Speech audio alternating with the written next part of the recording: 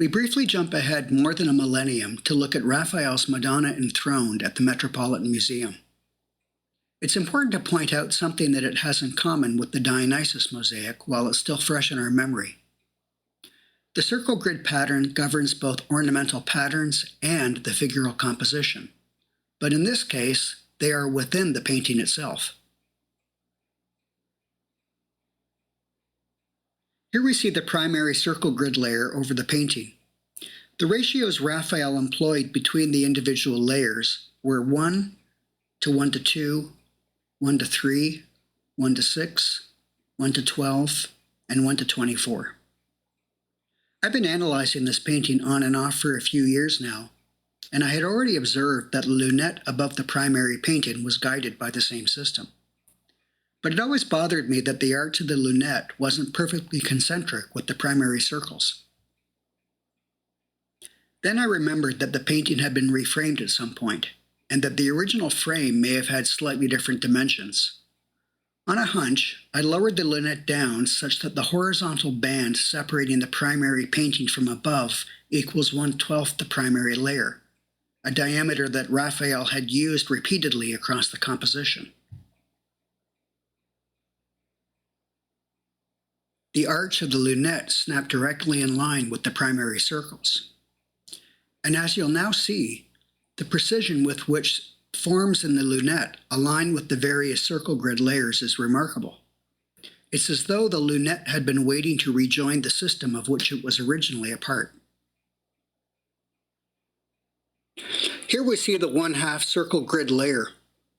Note the alignment of the shoulders of the God figure in the center and the position of the flanking angels. The inside profile and arm of the angel on the left align perfectly, as does the center axis of the angel on the right. With the 1/3 circle grid layer, the angel on the left, the God figure, and the angel on the right are neatly contained within 3 adjacent circles. All 3 of them are bisected horizontally and vertically. Note the draperies of the lower half of the God figure and the cleft and curve of his beard. All 3 figures are neatly bisected by these 1/6 circles into their upper and lower bodies. The wing of the angel on the left is perfectly contained within this diameter. Her upper arm, both the top side and the underside, and her forearm track this layer perfectly.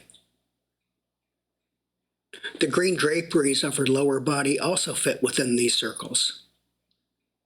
And the same can be said for the angel on the right. Look at her shoulder, her hairline flowing up over her forehead, and behind her head sweeping upwards into the wing. With the 12th layer turned on, there are too many alignments to list, but a few are so precise that they're worth pointing out. God's head and beard, the globe he's holding in his left hand, the elbow and forearm of his right arm, the small floating angels to either side of his head, the heads, shoulders, and green drapery of the larger angels, and even the ribbons flowing around them track this diameter with precision. With the full painting in view and the lunette moved downwards to its correct original position, we'll cycle through all of the circle layers before we zoom in on the tapestry behind the Madonna. The primary layer is nearly as wide and tall as the painting. It defines the base of the Madonna's throne platform, the top of the tapestry behind her, and the horizontal axis of the oval canopy above. On the left, the lower draperies of the saint closely track an arc, while on the right, the upper garment of the saint is concentric. Several elements fall along the circle's horizontal axis: the elbow and arm of the saint on the left, the seat of the throne itself, the Madonna's knees, John the Baptist's shoulder line, and the right arm and book of the saint on the right. The Madonna's drapery, the black fabric with white dots, descends from her knee along two arcs. The infant Christ also conforms, his inner contour tracing the same diameter.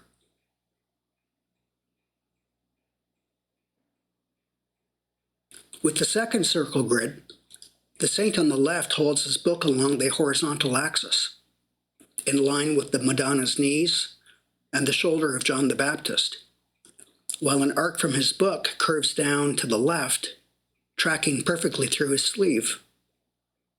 On the right, the distant steeple anchors the horizon and marks a circle whose arc traces the saint's arm and the book in his right hand down to the horizontal line at the center of the panel, and then follows the eye line and gaze of John the Baptist looking up towards Christ.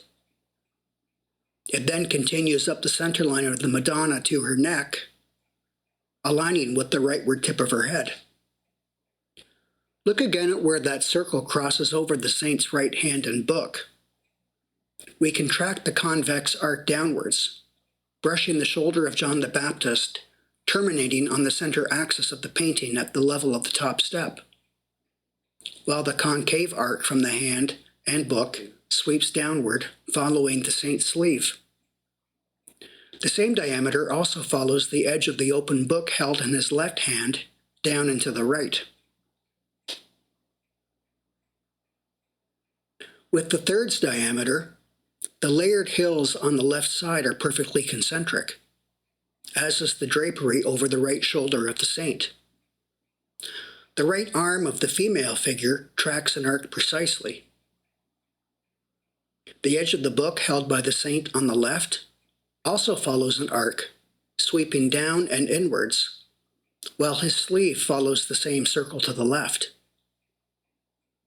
The radius of the quill held by the female figure on the right also follows this diameter, as does the cloak draped over her left shoulder.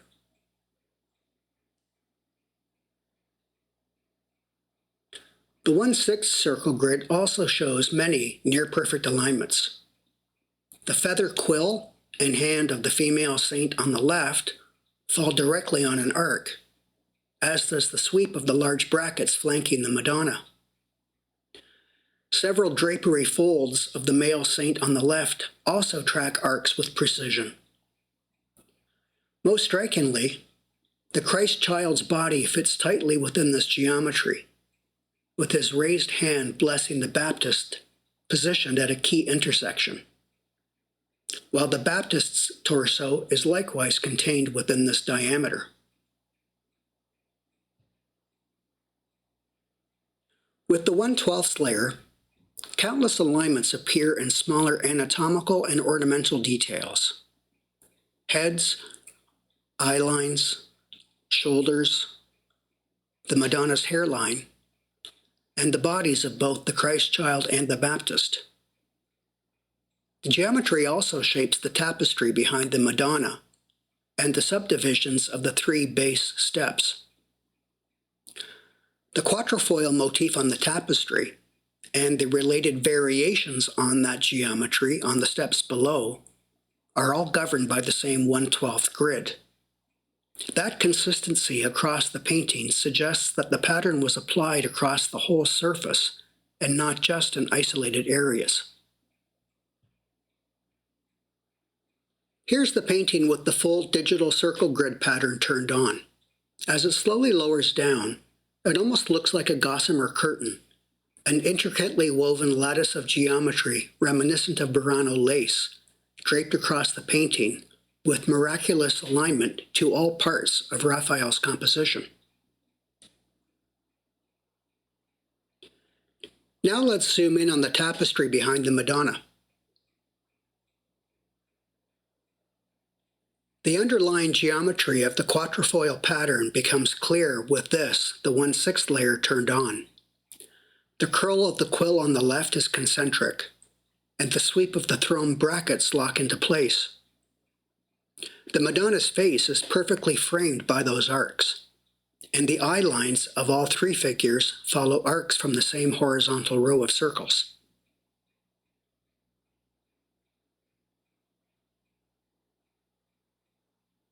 With the 12th layer, more refined details lock into place. The chest and garment edges of the left-hand figure, the scale and placement of the figure's heads and halos, Mary's shoulders, and most strikingly, the tapestry behind her.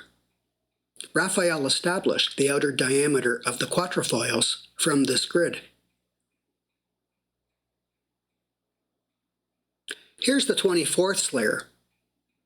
Note that the individual lobes of the quatrefoils are now precisely fixed, and even the smallest facial details, foreheads, eyelids, chins, and hairlines, all snap to this diameter.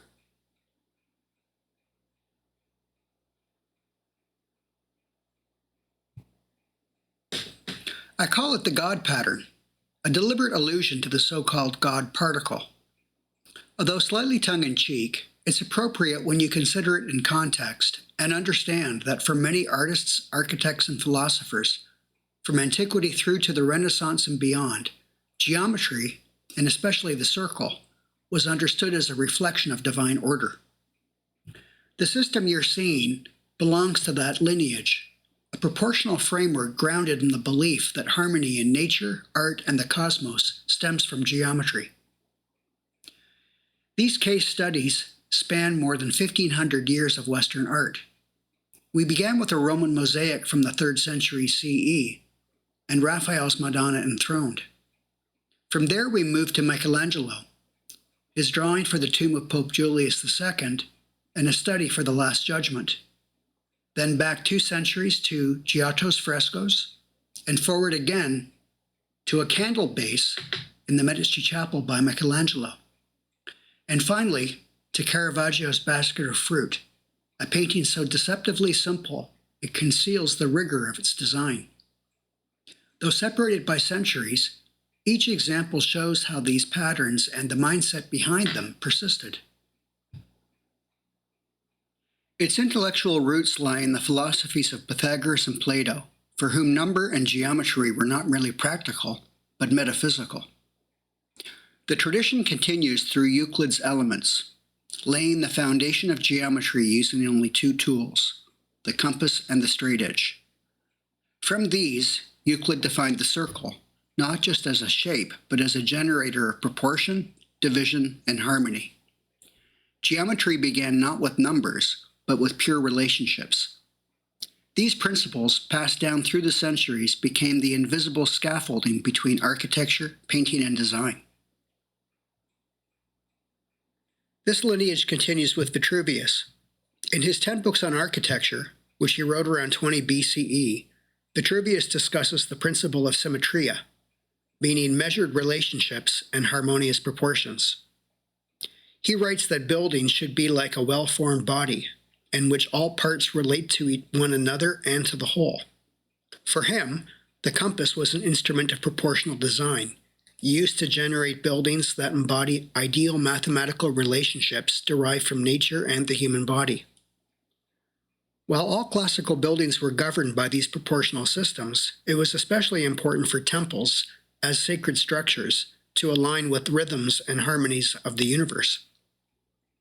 Crucially, Vitruvius defined the lower diameter of the building's primary column, a circle, as the modular unit of the entire building. Every part, from the spacing and height of the columns to the proportions of bases, capitals, architraves, friezes, cornices, and even the smallest details like dentils, brackets, and egg and dart moldings were derived from this foundational measure. For Vitruvius and those who followed, geometry wasn't a method, it was a philosophy. Buildings designed according to natural and human proportion didn't merely reflect cosmic order, they became active participants in it. As we'll see in future videos, even artists as revolutionary as Leonardo da Vinci embraced this ideal.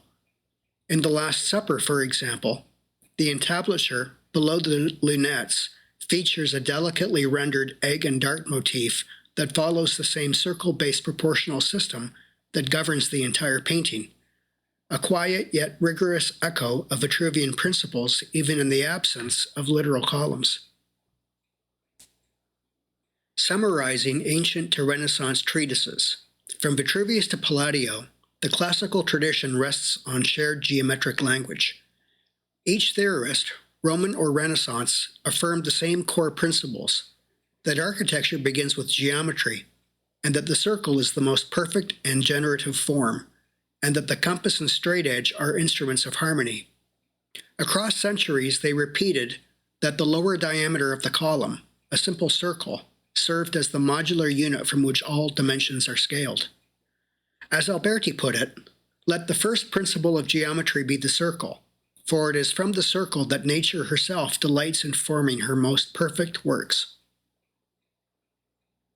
When we survey ancient, Renaissance, and Baroque treatises for guidance on how artists laid out their compositions, we find a striking silence. The texts speak at length about beauty and proportion, but say little about the workshop practice that shaped the work itself. Even illustrated texts offered little in step-by-step instruction beyond simple Euclidean constructions. That silence doesn't mean these techniques weren't used. More likely, they were so familiar in the workshop that no one thought to write them down. Perhaps the circle grid pattern was as common to them as modern grid paper is to us. However, for design purposes, the circle grid system was far more sophisticated. Each circle maintained a degree of visual autonomy, allowing the artist to see potential proportional relationships almost immediately, not to mention visual inspiration for compositional ideas with dynamics and flow that would have, almost by default, built-in harmony. This was knowledge passed from master to apprentice, learned by watching and doing rather than reading. In this introduction to the system, we've examined a series of examples showing how the same geometry reoccurs across time and media. We've already seen it in ancient mosaics and in Renaissance panel painting, and now we'll see it in drawings, frescoes, sculpture, and painting on canvas. Across centuries, these works reveal a consistent visual logic, a constellation of circles shaping both structure and meaning. I've identified two different patterns. The first is what I call a binary sequence, with ratios of 1 to 1, 1 to 2, 1 to 4, 1 to 8, 1 to 16, and even 1 to 32, depending on the scale of the work. Examples include the Dionysus mosaic, frescoes by Giotto, and Caravaggio's basket of fruit. The second is the harmonic recursive sequence, with ratios of 1 to 1, 1 to 2, 1 to 3, 1 to 6, 1 to 12, 1 to 24, and sometimes 1 to 48, again depending on the size of the work. Examples include Michelangelo's drawings for the Julius II tomb, his Last Judgment studies and fresco, and his Medici Chapel candelier. My name is James Cooper, and I'm a professor of architecture specializing in design, drawing, and architectural history at Penn State University. My background includes a master's in architecture from the University of Michigan and a master's and Ph.D. in architectural history from the University of Virginia, where I studied Renaissance and Baroque architecture under the guidance of the esteemed scholar Carol William Westphal. I also worked with the great Michelangelo scholar Paul Borowski and studied ancient Roman architecture and urbanism with the archaeologist and Pompeii scholar John Dobbins. In 2015, while researching a book on Michelangelo's architectural drawings for Yale University Press, I made a surprising discovery. Faint, compass-drawn geometric patterns embedded beneath one of his architectural drawings for the facade of San Lorenzo. It provided critical information that led me to a new and clear understanding of his design intentions for this greatly misunderstood unbuilt project. While studying Michelangelo's presentation drawing for the tomb of Pope Julius II at the Met, I found unmistakable evidence that the same circle grid system guided not only the architectural design, but also the proportions, poses, and gestures of the figures. Here's the drawing shown 4 times, each with a different grid: full diameter, then halves, thirds, and sixths. Parts of the grids have been erased in Photoshop so that key arcs and intersections stand out. With each layer, the figure's scale, gestures, poses, and drapery all follow the same arcs as the architecture.